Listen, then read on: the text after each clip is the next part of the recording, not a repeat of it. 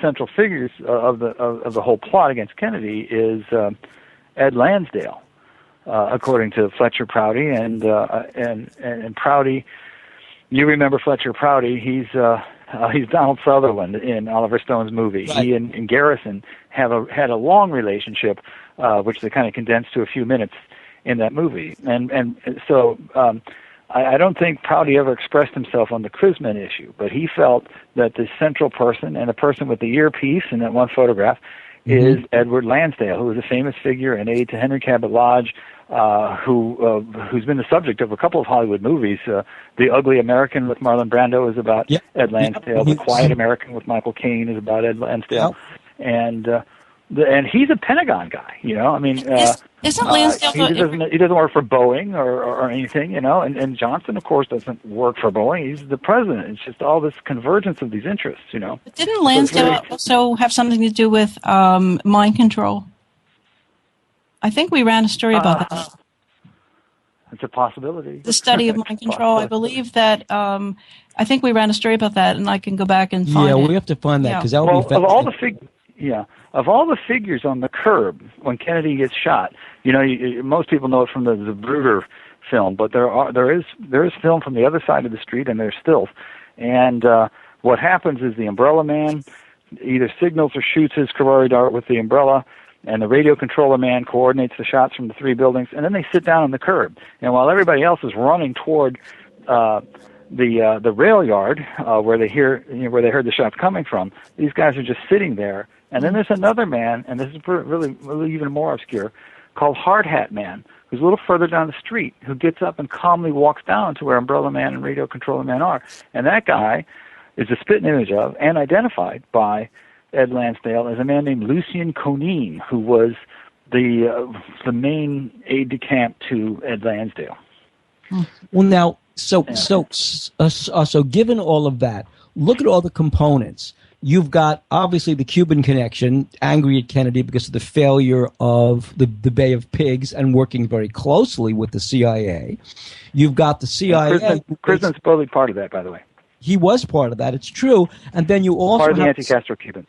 Yes, he was. And then you also have... And so was Bannister. Remember, Guy Bannister was running the Fair Play for Cuba office. His only employee was Oswald. Guy Bannister, the same guy who was in the Pacific Northwest in 1947, who was involved in the recovery of a 30-inch flying saucer, who knew Jim Garrison there, and in all likelihood knew of Chrisman. But all connected to the anti-Castro Cubans. Yes. And the files, you know, they released a lot of files after Oliver Stone's movie. There's still a lot more to be released, and those actually involve these anti-Castro Cubans in Chrisman, you know. Yes. They're still covered up. Yes. Now you've got the CIA itself, which was about to be kind of disemboweled by JFK because of all the paramilitary activity in Vietnam, where Kennedy wanted to get out of because he saw it as a giant loser. I mean, Eisenhower kind of dumped it in his lap, just like the Bay of Pigs, and Kennedy wanted out. It's crazy to be in Vietnam. Wasn't Kennedy kind of protected because of the mob? No, that's the opposite. See, what happened was, so Kennedy wanted to get out, and he's pulling the CIA paramilitary out. The CIA is enhancing its black budget through drug dealing. And then you've got the mob feeling really jilted because they put Kennedy in office with the whole Sam Giancana Cook County connection. And here was Bobby Kennedy in the Senate racket hearings in 1962 with the McClellan hearings. What's going on? Well, it's absolutely true that Kennedy had signed an executive order beginning to withdraw advisors from Vietnam, and and Johnson's first act as president was to reverse that order. That's right. And then when you hear the Johnson tapes that Lady Bird Johnson released, what you hear is Johnson complaining on the tapes. Oh, these generals are killing me. Oh, these generals want me to stay. The war is unwinnable. Johnson knew the war was unwinnable, just like Johnson didn't believe in the single bullet theory, but was doing what he was told. Who was pulling Johnson's strings, and was it because Johnson's hands were so dirty because of Billy Solestes? Yep, these are the questions. Okay, well, what about our current presidential race? Okay, who's on? Is there? Who's on first? No. I think it would seem to me if this is a very successful operation, this Octopus thing, then they would own every candidate. it would seem. Oh, that's what a lot of people feel, and that whoever's in the office is just the latest figurehead. Yeah, and I think, don't you think it's been that way since the Kennedy assassination? It's sort of like from this point on, they won because they pulled it off. Right. Well, yeah. I mean, it's a stronger force, but the history of all this, of course, is, and I'm part of a community that has resisted it, that has exposed it, that has researched it and written books about it, and tried to create a counter movement to political assassination. We're a weak force. It's for sure, and we're ridiculed and distorted in the press as crazy conspiracy theorists. Well, until now, because now the press is very different. Now you are the press as well as we're the press. For example, our show is beating Rush Limbaugh's show right now. So that's pretty wild. So, things have changed. Well, now, Ken, now here's also another component in this, okay, which is this. So here's Kennedy. He's looking to disembowel Here's a question. He's looking to disembowel the CIA. In 1962, Kennedy's doctor from the 1960 campaign on, his kind of ad hoc doctor, his drug deliverer, is a man called Dr. Max Jacobson, Dr. Feelgood. And he's injecting Kennedy with liquid methamphetamines. And we have from Max Jacobson's own manuscript, he wrote one, guys, and we have from his own manuscript his story of flying on the plane accompanying Air Force One to Vienna for the 1962 Khrushchev summit, right? In which Kennedy, who's now hooked on methamphetamines. Bobby Kennedy is trying to pull his brother off. He tells him what's in it. The FBI analyzes the methamphetamines. They know exactly what's in it. Kennedy says, I don't care if it's horse piss. It makes me feel good. Because Kennedy was an invalid. I mean, he was in so much pain. He was taking Novocaine in his back. That's how invalid he was. He couldn't walk. And he was also under a death sentence because he had Addison's disease, which in 1963 was fatal. He would not have lived through a second term unless he had gotten some cure. Point is that he's getting methamphetamine injections. We all know now, because the methamphetamine basically is, also, meth, you smoke. The whole point is that Kennedy is acting in a bipolar way. Very low, very high. In fact, in New York at the Carlisle Hotel, he was running around naked until a psychiatrist, Dr. Lawrence Hutterer, had to show up and give him an injection of Thorazine to bring him down and get him back in a room, for God's sake. The president's running around naked. Anyway, so here's Kennedy. He's so nervous and sweaty about Khrushchev that what he keeps asking Max Jacobson for another shot. Jacobson is already nervous he's overdosed Kennedy. But what can he do? Say no to the president, gives him more shots. Kennedy is a stumble bum with Khrushchev, who knows, by the way, who says, I can roll this guy over, hence the Cuban Missile Crisis, thinking Kennedy will cave. So you've got that, okay? Jacobson was working for the Russians. He'd been turned in Vienna in the 1930s after he fled Nazi Germany. Hoover knew he was working for the Russians when he migrated to America. The CIA knew he was working for the Russians, and he was now their listening post. My point is, if you've got a president who's so drug-induced, who wants to disembowel you and pull you out of your lucrative drug dealing in Southeast Asia, what do you do?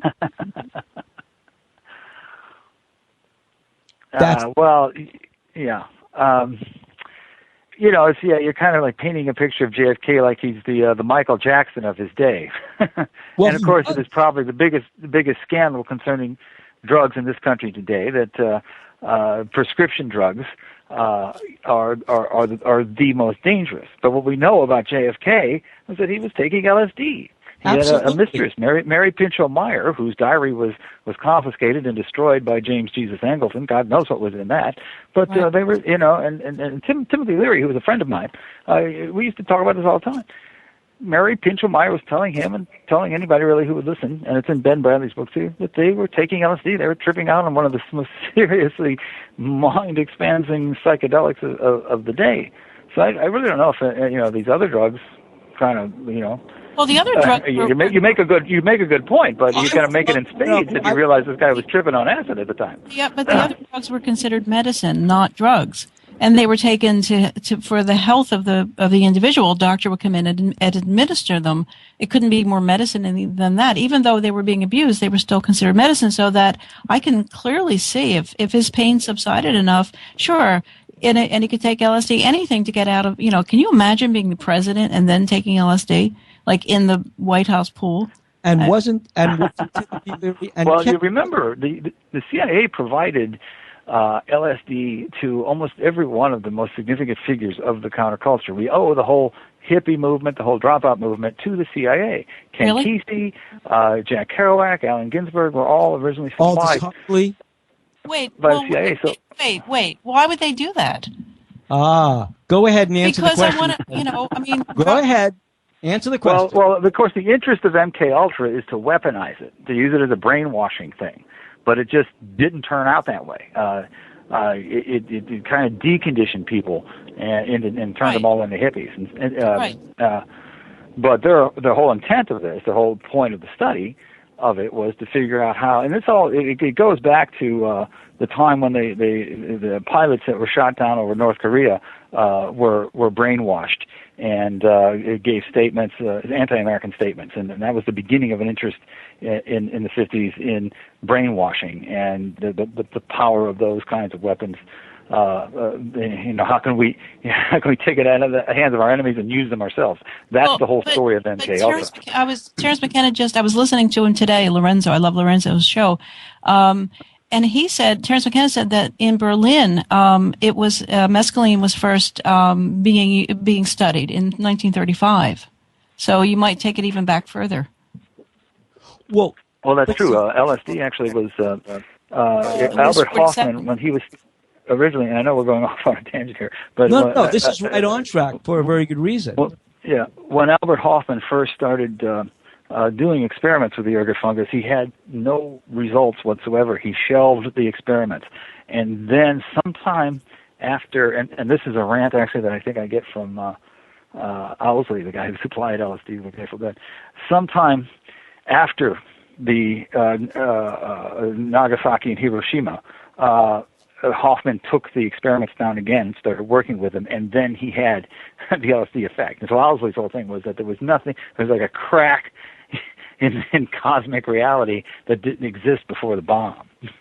Well, we also know from the memoirs of Arthur Trudeau, the same person that I mentioned about this moon base, Project Horizon, and the Galen Spiring and outing Dulles, that in Arthur Trudeau's own official army memoirs, he describes as an intelligence officer, he describes administering LSD to members of the general staff to see if they could be disoriented, because that was part of an army intelligence plan to sneak chemicals into the opposing general staff to disorient them. So we know the army was also experimenting with it in the 50s. Well, are you saying that the CIA invented the hippies and the movement on purpose or inadvertently?